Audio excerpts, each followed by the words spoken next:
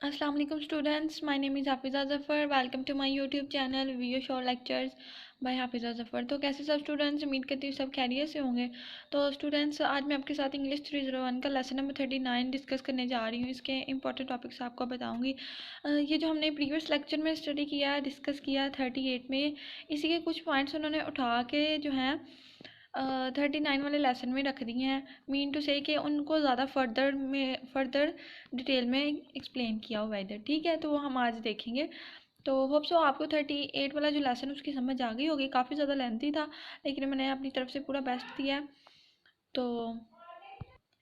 तो अगर आप मेरे चैनल पर न्यू हैं तो जल्दी से चैनल को सब्सक्राइब कर दें, साथ में जो बेल आइकन पे ऑल का ऑप्शन होता है उस पर क्लिक कर दें। उससे ये होगा कि आपको हर लेक्चर की वीडियो का नोटिफिकेशन मिल जाया करेगा, ठीक है। वीडियो को लाइक शेयर भी ज़रूर कीजिएगा और अपने फीडबैक जो है आप कमेंट बॉक्स में मुझे बताइएगा कि फाइनल टर्म के लिए मुझे कोई फ़ाइल बनानी चाहिए या फिर कोई भी आप सजेशन मुझे कर सकते हैं, ठीक है। लेसन नंबर 39 है ऑरल प्रेजेंटेशन। ऑरल प्रेजेंटेशन के बारे में मैंने पहले बताया था। ऑरल होता है ज़ुबानी कलामी, जो हम बात करते हैं ज़ुबानी, ठीक है। प्रेजेंटेशन जो भी हम क्लास में हम अगर हमें कोई प्रेजेंटेशन मिली हुई है तो वो हमने करनी है, प्रिपेयर करके जाते हैं, ठीक है। आउटलाइन क्या होती है? Art of delivery. उसके बाद दो ही आउटलाइन है इसमें, just art of delivery and preparation for speaking. Speaking के लिए, बोलने के लिए हम किस तरह से प्रिपरेशन कर सकते हैं, ठीक है। तो ये दो आउटलाइन हम इसके देख लेते हैं। ये फर्स्ट पे क्या है? Completing oral presentation. हमने ओरल प्रेजेंटेशन को कंप्लीट करना है तो उसके लिए क्या क्या करना होगा ये सारा देख लेते हैं। हम क्या करेंगे? सबसे पहले क्या करेंगे कि evaluate the content of your presentation, कि आप अपनी जो प्रेजेंटेशन है उसका कंटेंट जो है, जितना भी मवाद है, जितना भी मटेरियल है, जितने भी वर्ड्स आपने लिखे हुए हैं, कंटेंट होता है कोई मवाद, ठीक है। जैसे ये देखिए मेमोराइजेशन है, ये एक पैराग्राफ है, तो इसके अंदर जितनी भी लाइन्स लिखी हुई हैं ये क्या है? ये कंटेंट है, ये पूरा एक मवाद है इसका, ठीक है। समझ आ गई आपको? तो वो कह रहे हैं कि evaluate the content of your presentation, अपनी प्रेजेंटेशन का तमाम जो कंटेंट है उसको एवेल्यूएट करें फॉर क्लैरिटी एंड कंसाइजनेस। किसके लिए? Clarity and conciseness. कंसाइजनेस होता है शॉर्ट फॉर्म। अगर कोई भी सेंटेंस लेंथी है, जैसे कि ये 3 लाइन्स है मेमोराइजेशन में या इम्प्रॉम्प्टू में, जितने भी टॉपिक्स लिखे हुए हैं, मतलब जितनी भी लाइन्स हैं 3 to 4 हैं, तो आप क्या करेंगे? इनको 3 to 4 लाइन्स को जस्ट 1 लाइन में अगर लिख देंगे तो ये क्या हो जाएगा? कंसाइज में आ जाएगा, शॉर्ट फॉर्म हो जाएगी, ठीक है। तो हम क्लैरिटी और कंसाइजनेस के लिए एवेल्यूएट करते हैं किसको? प्रेजेंटेशन के कंटेंट को। उसके बाद develop visual and coordinate them with your delivery, ठीक हो गया। फिर इसको क्या करते हैं कि डेवलप करते हैं विजुअल में, विजुअल ऐड में, और कोऑर्डिनेट करते हैं इन्हें उनकी डिलीवरी के साथ। Beside 4 areas it also include mastering.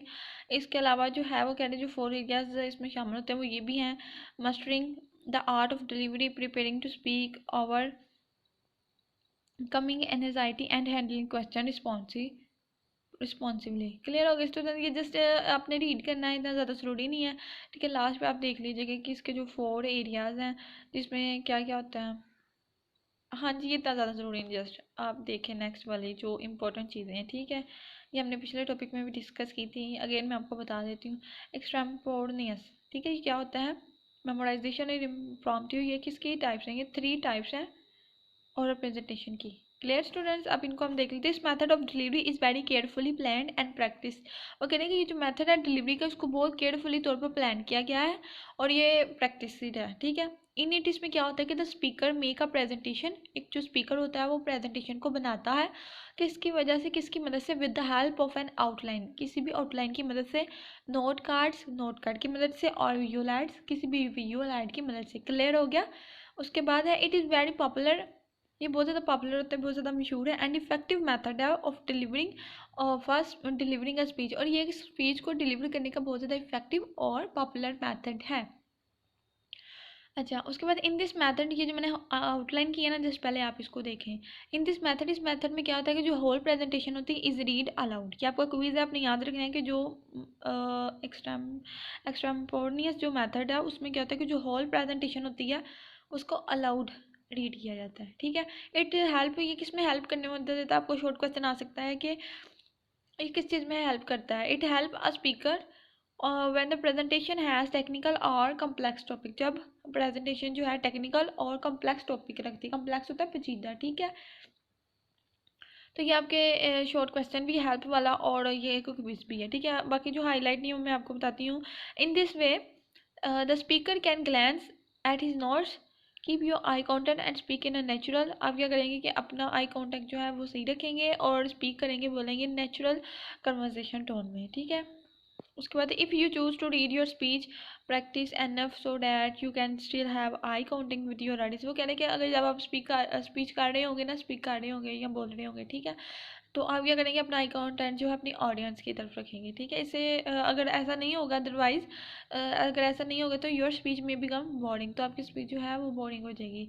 देखिए अगर आप प्रेजेंटेशन दे रहे हैं क्लास में, तो आप थोड़ा सा मूव करते हैं या फिर आप अपना आई कांटेक्ट जो है अपनी पूरी अटेंशन ऑडियंस की तरफ रखते हैं, बाकी स्टूडेंट्स की तरफ, तो वो क्या होते हैं, वो आपकी तरफ अटेंशन की होती है, ठीक है। अगर आप नीचे मुंह करके प्रेजेंटेशन बोले जाएंगे तो वो अजीब सा थोड़ा हो जाएगा। तो ये होता है एक्सटेम्पोनियस। ये बहुत ही ईजी था, ईजी सी लाइन थी और ट्रांसलेशन भी मैंने कर दिया है। अगर कोई समझ ना आई हो तो आप अगेन मुझे पूछ लीजिएगा, कोई मसला नहीं है, ठीक है। तो ये आपका 5 नंबर का लॉन्ग क्वेश्चन भी आ सकता है। उसकी मेमोराइजेशन क्या होती है, few speaker today memorise complete speeches. कुछ जो स्पीकर होते हैं आजकल क्या करते हैं कि मुकम्मल जो पूरी स्पीच होती है उसको मेमोराइज कर लेते हैं, याद कर लेते हैं। हाउ ओवर ताहम it can be useful for short speeches. तो ये किसके लिए यूज़ होता है, शॉर्ट स्पीचेस के लिए, मतलब जो छोटी छोटी स्पीचेस होती हैं। लॉन्ग स्पीचेस में तो नहीं ना आप कोई चीज़ मेमोराइज कर सकेंगे, मतलब 1-2 पेजेस का तो वो बड़ी मुश्किल से हम करें, मतलब 3 to 4 पेजेस का है तो वो बड़ी मुश्किल से हम मेमोराइज कर सकते हैं, है ना।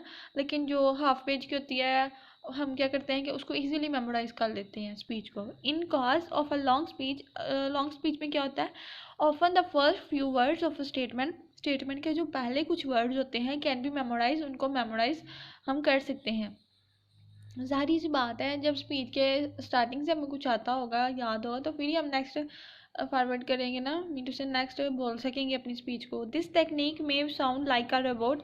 इसमें जो तकनीक है वो कौन सी है, हो सकती है कि उसमें साउंड जो हो एक रोबोट की तरह हो, ठीक है। Beside for getting a single line में काज दिस एस्टर। अच्छा ये मेमोराइजेशन की थी, आपने देख लेनी, ईजी था, ठीक है, मैंने ट्रांसलेट भी कर दिया। उसके बाद इम्प्रॉम्प्टू क्या था, ये इंपॉर्टेंट शॉर्ट क्वेश्चन है, वैसे भी क्विज है, ठीक है। ये क्विज आपने याद रखना है कि कोई भी स्पीच है जिसको हमने रेडी नहीं किया हुआ, जिसकी हमारी कोई भी तैयारी नहीं है, तो वो क्या, तो हम जाके क्या कर देते हैं, अपनी क्लास में प्रेजेंटेशन दे देते हैं विदाउट एनी प्रिपरेशन। तो प्रेजेंटेशन दी नहीं जाती है। मे बी जो थोड़े स्टूडेंट्स लाइक होते हैं वो खुद से कुछ बोल सकते हैं, ठीक है, उनको थोड़ा बहुत आ भी जाता है। सबके पास माइंड होता है, लेकिन हम क्या करते हैं कि अपनी ज़रूरत के मुताबिक यूज़ करते हैं, कुछ ज़्यादा यूज़ कर लेते हैं, कुछ कम, ठीक है। तो अल्लाह पाक ने सबको ही जहानत दी होती है, तो आप अपनी जहानत को ज़रा इम्प्रूव किया करें। तो हाँ जी, ये इसका ये मतलब कि it mean a speech made without any preparation और made on the spur of the moment. Clear हो गया कि ऐसी प्रिपरेशन, ऐसी स्पीच जिसकी तैयारी ना की जाए, बगैर किसी तैयारी के हो, that is known as impromptu. Clear. In so many situations you are asked to make a speech or offer your comments when you ask to speak। अच्छा ये आपने खुद पढ़ लेना, इसमें कुछ ज़्यादा ज़रूरी नहीं है, जो क्विज था ज़रूरी में मैंने आपको बता दिया। अच्छा यहाँ तक मैं आपको बता दूँ स्टूडेंट्स, अगर आपको क्वेश्चन आ जाता है, लॉन्ग क्वेश्चन आ जाता है, राइट यहाँ discuss about 3 types of oral presentation. तो ये 3 टाइप्स ऑफ ओरल प्रेजेंटेशन की, तो आपने क्या करना है, सिंपल इनकी हाइडिंग्स बना के पहले 1 2 3 हाइडिंग्स बना के पहले वाली, फिर मेमोराइजेशन इम्प्रॉम्प्टू, ठीक है, फिर उनके बारे में मतलब जस्ट आपने इनको 1.5 लाइन तक ज़रूर लिख लेना, तो आपको फुल मार्क्स मिल जाएंगे इंशाल्लाह, ठीक है। तो उसके बाद है प्रिपेयरिंग टू स्पीक करने के लिए प्रिपेयर करना, खुद को बोलने के लिए तैयारी करना। यहाँ से देख ले, नोइंग योर मटेरियल, आपको अपना मटेरियल जो उसका पता होना चाहिए, मतलब जो आपने वर्ड्स बोलने हैं उसका पता होना चाहिए। And practising your delivery can build your confidence, और जो आपने प्रैक्टिस की होती है वो आपके कॉन्फिडेंस को बिल्ड करती है, बढ़ाती है, ठीक है। Make sure you know the location, और इस चीज़ को आप यकीनी बना लें, make sure you know the location and everything you need. और मतलब आपको हर चीज़ का पता होना चाहिए, आपने कौन सा प्रोजेक्ट, किस प्रोजेक्ट के बारे में करनी है, ठीक है। चार्ट बोर्ड, माइक्रोफोन, ये सारी चीज़ें आपको पता होनी चाहिए, और आपको लोकेशन भी पता होनी चाहिए, ठीक है।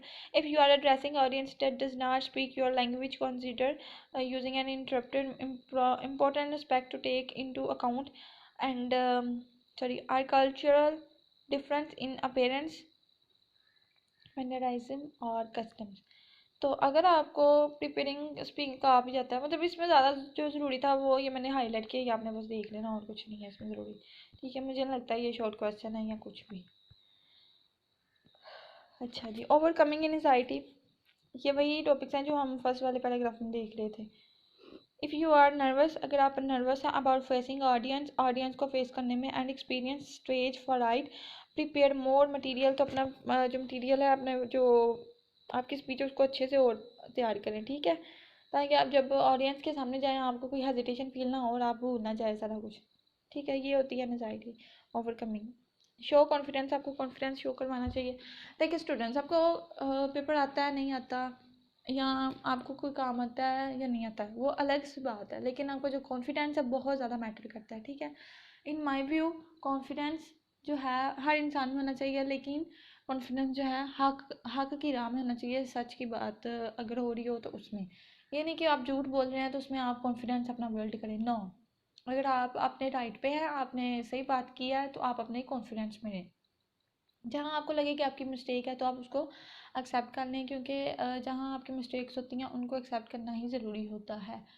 और जहाँ पे नहीं होती, चाहे आपको पता है सारे जो है मेरे ख़िलाफ़ है, अगेंस्ट है, लेकिन आप क्या करते हैं, आपको पता है आप सच पे हो, अपने राइट पे हो, आप सच बोल रहे हो, तो आप क्या करेंगे, अपना कॉन्फिडेंस बरकरार रखेंगे। आपको डरने की ज़रूरत नहीं है, क्योंकि अल्लाह की ज़ात जो है जो सच बोलता है उसके साथ हमेशा होती है। झूठ की बुनियाद पर जो रिश्ते कायम होते हैं वो कभी भी कायम नहीं रहते। अभी आप कहेंगे कि ये एक्सप्लेन ज़्यादा हो गया, मतलब ये तो सोशल लाइफ में आ गया ना, तो इस तरह की चीज़ें भी आपको पता होनी चाहिए। हाँ जी, तो आपको कॉन्फिडेंस क्या है कि you will be nervous at the beginning of your presentation, don't worry most people are nervous. वो कह रहे हैं कि आप जब अपनी प्रेजेंटेशन को स्टार्ट करते हैं तो आप क्या करते हैं कि नर्वस हो जाते हैं। ठीक है, तो आपने डोंट वरी परेशानी होना, मोस्ट पीपल आर नर्वस, बहुत ज़्यादा जो लोग हैं वो नर्वस हो जाते हैं। उसके बाद try not to speak too fast during the first couple of minutes. वो कह रहे हैं कि जो पहले कुछ चंद मिनट्स होते हैं ना, उसमें आपको फास्टली बोलने की कोई ज़रूरत नहीं है। आप क्या करेंगे, स्लोली स्लोली अपनी प्रेजेंटेशन को कंटिन्यू करें। उसके बाद है this is the time you establish your report with audience. ये वो टाइम होता है जिसमें आप अपनी रिपोर्ट्स को इस्टेब्लिश करते हैं ऑडियंस के साथ। रिमेंबर यू, क्या याद रहे कि your first impression are very important. वो कहते हैं ना कि the first impression is the last impression. ठीक है, तो आपका फर्स्ट इंप्रेशन अच्छा होगा तो लास्ट इंप्रेशन भी वो अच्छा ही पड़ेगा। तो आपको याद रखना कि जो आपका फर्स्ट इंप्रेशन है वो बहुत ज़्यादा ज़रूरी होता है। You may find it helpful to memorise your introduction move during the speech. आपको क्या करना चाहिए, स्पीच के दौरान मूव करना चाहिए। और उसके बाद some movement hold audience attention के, जो अगर आप मूव करते हैं तो वो आपकी जो ऑडियंस है आपकी तरफ मुतवज्जा होगी, आपको तवज्जो देगी, अटेंशन देगी।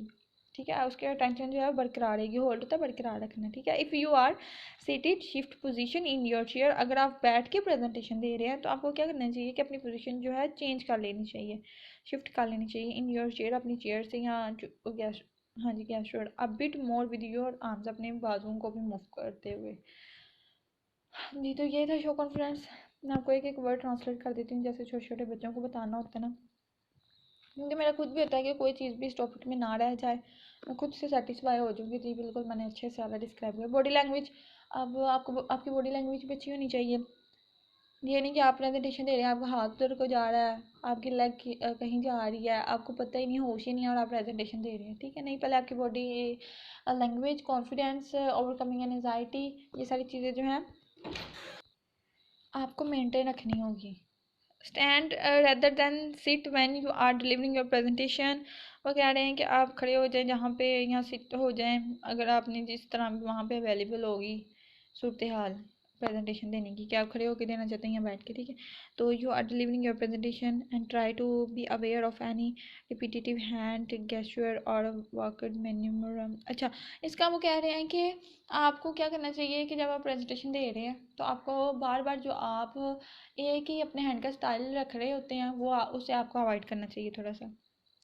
इससे क्या होता है कि डेट माइंड इरिटेट योरिस, आपकी ऑडियंस जो है वो इरिटेट होती है। सारी सी बातें अगला बंदा कहते हैं कि इसको जस्ट वन ही स्टेप आता है, इसके अलावा जो है नहीं आता। आपको ज़्यादा जो है अपना हेड वो मूव नहीं करवाना चाहिए प्रेजेंटेशन में। ठीक है, आपकी बॉडी लैंग्वेज अच्छी होनी चाहिए। वॉइस क्वालिटी, मतलब आपकी वॉइस जो है वो भी अच्छी होनी चाहिए, ना ज़्यादा स्लोली ना ज़्यादा फास्टली मॉडरेट लेवल तक, ताकि दूसरों पर जो इंप्रेशन है वो आपका वॉइस क्वालिटी का अच्छा पड़े। यही इसमें सारा कुछ बताया है। उसके बाद विजुअल एड्स क्या होते हैं, use your visual add and confidently. आप क्या करेंगे, विजुअल एड को कॉन्फिडेंटली तौर पर यूज़ करें, making sure you allows your audience time to absorb information from flip chart and transparencies. उसके बाद डिलीवरी क्या होती है, ऑडियंस रिएक्शन, इसमें ये ऑडियंस का रिएक्शन आ जाता है। Be ready to deal with any hostile question. सारी सी बातें जब आप प्रेजेंटेशन देंगे तो प्रेजेंटेशन में कुछ क्वेश्चन भी तो पूछे जाते हैं, ऑडियंस क्वेश्चन पूछती है, तो आपको क्या होना चाहिए, आपको इस चीज़ का भी ख्याल रखना चाहिए कि अगर आपसे कोई क्वेश्चन पूछता है कोई स्टूडेंट या ऑडियंस, तो आपको उस चीज़ के लिए भी रेडी रहना चाहिए कि आप उसको, आप ये नहीं कि वो आपसे क्वेश्चन पूछें और आपको भूल जाए। ठीक है, ये चीज़ें सारी इसमें आ जाती हैं। आपको पोलाइट शाइस्तगी से डिप्लोमेटिक आंसर होना चाहिए, are a good disrupting trait but if you should find your self under fire, वही चीज़ें हैं। उसके बाद लैंग्वेज में सिंप्लिसिटी होनी चाहिए, क्लैरिटी होनी चाहिए, सिग्नलिंग, मतलब क्लैरिटी मतलब कंसाइज फॉर्म में। Active verb and concrete verb are much clear and easier to understand than passive verb. वो कह रहे हैं कि पैसिव वर्ब नहीं यूज़ करने, आपने एक्टिव वर्ब यूज़ करने हैं। एक्टिव वर्ब जो होते हैं वो क्या होते हैं कि बहुत ज़्यादा क्लियर होते हैं और ईजी होते हैं अंडरस्टैंड करने के लिए as compare to passive verb. उसके बाद जो सिंपलिटी है, इसमें क्या होता है कि यूज़ शॉर्ट वर्ड, आपने शॉर्ट वर्ड यूज़ करने होते हैं और सेंटेंस भी that you are comfortable with. उसके बाद है, हाँ जी, indicate when you have complete one point और सेक्शन इन योर प्रेजेंटेशन। कह रहे हैं कि जब आप एक पॉइंट या कोई भी सेक्शन आप कंप्लीट कर लेते हैं अपनी प्रेजेंटेशन का, तो and are moving on the next, तो आप टेक्स्ट की तरफ मूव करते हैं, give your audience clear signals as to the direction your presentation is taking. इसमें आपने जस्ट ये लैंग्वेज में याद रखना कि कौन सी थ्री उसकी टाइप्स है, मतलब आगे उसके 3 पॉइंट्स कौन से हैं, सिंप्लिसिटी, उसके बाद क्लैरिटी एंड सिग्नलिंग। ठीक है। हैंडलिंग क्वेश्चन रिस्पॉन्सिवली क्या होते हैं, question and answer period is very important. अगर आपको शॉर्ट क्वेश्चन आता ना, what do you know about handling question responsively, यहाँ पर आप जो है हैंडलिंग क्वेश्चन के बारे में क्या जानते हैं, तो आप simply then you will write question and answer period is very important, give chance to obtain important information. उसके बाद to emphasise your main idea and supporting point, आप अपने मेन आइडिया को एम्फेसाइज करें, उसके सपोर्टिंग पॉइंट्स को भी, ठीक है, एम्फेसाइज करें और चांस दें उसको इंपॉर्टेंट इन्फॉर्मेशन को हासिल करने का, ऑब्टेन होता है हासिल करना, और जो फर्स्ट वाला उसका मतलब ये था कि ये बहुत ज़्यादा ज़रूरी है क्वेश्चन और आंसर पीरियड में। उसके बाद focus on the question using body language, body language को यूज़ करते हुए अपने क्वेश्चंस पर, सवालात पर फोकस करें। to emphasize के लिए the fact that you are listening to him, keep your answer short and to the point। आप जो अपना आंसर है उसको टू द पॉइंट रखें, ज़्यादा लेंथी नहीं करें और शॉर्ट करें उसको, ठीक है। या जो मैंने हाईलाइट की इजी थे तो आपने ये कर लेने अगर आ भी गया तो, ठीक है। प्रेजेंटेशन ऑन सेल्फ, ये देखें कुछ ऑनलाइन सिस्टम होता है ना, जैसे प्रैक्टिकल्स की ऑनलाइन क्लासेस होती हैं या कोई भी आपकी में भी हो कभी हुई हो इंग्लिश की क्लास ऑनलाइन, ठीक है, तो वहाँ पे क्या होता है कि जो प्रेजेंटेशन है सेल फ़ोन पे अगर आपने देनी है, जैसे कि ये कोरोना का बहुत ज़्यादा सीन बना था, हम मोस्टली क्लासेस जो थी ऑनलाइन ही लेते थे, ठीक है, तो अगर आपने सेल फ़ोन पे लेनी है तो क्या तरीका कार उसका, वेलकम एवरीवन, इस तरह से आप करेंगे, वेलकम एवरीवन, मेंशन हैंडआउट्स, ठीक है। उसके बाद introduce the subject of the presentation, आप प्रेजेंटेशन का जो सब्जेक्ट है उसको तारफ़ करवाएंगे, उसका बताएंगे कि जी किसके बारे में आपने प्रेजेंटेशन देनी है। उसके बाद आउटलाइन द पर्पज़ का जो पर्पज़ जो है प्रेजेंटेशन का और स्ट्रक्चर का, प्रेजेंटेशन की जो स्ट्रक्चर है और पर्पस है वो आप आउटलाइन करेंगे, वो बताएंगे। उसके बाद present some statistics tell a person in, मतलब ये सारी चीज़ें ही आपने देखनी, ठीक है। हाँ जी, तो ये था लेसन नंबर 39, ठीक है, ये भी मैंने आपको बता दिया है, ये भी ज़रूरी है लेसन जो मैंने आपको हाईलाइट चीज़ें की हैं ये आपने स्टूडेंट्स का लेनी है, तो होप सो आपको समझ आ गई होगी। तो अच्छा, मैंने आपसे डिस्कस करना था कि कुछ मेडिकल्स के अगर स्टूडेंट्स हैं जो इंग्लिश का लेक्चर लेते हैं, तो अल्हम्दुलिल्लाह जो ज़ूलॉजी के स्टूडेंट्स हैं काफ़ी ज़्यादा होंगे मे बी, तो अगर कोई चाहता है कि मैं ज़ूलॉजी के कुछ सब्जेक्ट्स के लिए वीडियोस बनाऊं, जैसे कि BEF 401, CS 101, इनकी तो बना ही रही हूँ मैं, CS 101 की, अच्छा BEF 401, ज़ू 103, ज़ू 201, इस तरह के अगर किसी के सब्जेक्ट्स हैं तो मुझे बताएं काइंडली, अगर कोई चाहता है वीडियोस उन पर मैं बनाऊँ, क्योंकि फ़ायदा भी हो अगर आप सुनना चाहते हैं तो फिर, अदरवाइज़ कोई फ़ायदा नहीं होता अगर आप लोग सुनना नहीं चाहते तो जो जो स्टूडेंट्स BS ज़ूलॉजी कर रहा है तो वो मुझे कमेंट बॉक्स में ज़रूर बताइएगा। हो सके तो अपने कोर्सेज इस लेसन में आप जो है ना कमेंट बॉक्स में मुझे ज़रूर बता दीजिएगा। और आज का लेसन आपको किस तरह का लगा है ये भी मुझे ज़रूर बताइएगा। वीडियो को लाइक शेयर भी ज़रूर करें और चैनल को मस्ट सब्सक्राइब कर दें और बेल आइकन को भी क्लिक कर दीजिएगा। मिलते हैं नेक्स्ट लेक्चर में, तब तक अपना बहुत ज़्यादा ख्याल रखिएगा। अल्लाह हाफ़िज़ students, best of luck, take your self everybody.